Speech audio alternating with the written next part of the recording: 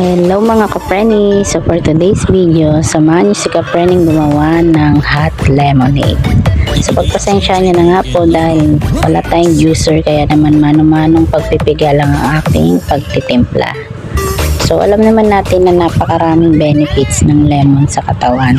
Lalo na kung wala pang laman ng iyong sikmura at iinom ka ng hot lemonade. So ayan, meron nga ako ditong 6 na lemon pero 3 lang natitimpla natin dahil hindi na siya ganun ka-fresh.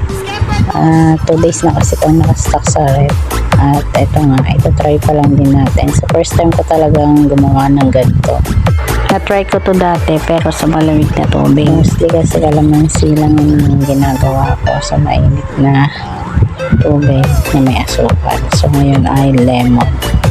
Ang pinaka gusto talaga dito ay cleansing daw to sa bituka, lalo na wala pa akong almusal dyan. So huwag kayong mag-alala dahil after 30 minutes is pwede na rin daw makakain. Sa inyo naman yan. Basta ako ay decided to try. It's my first try and ayan, napakaraming nakuha kong juice sa 3 lemon. So bukas may iba. So ito, may bili lang din ako ng tinging asukal.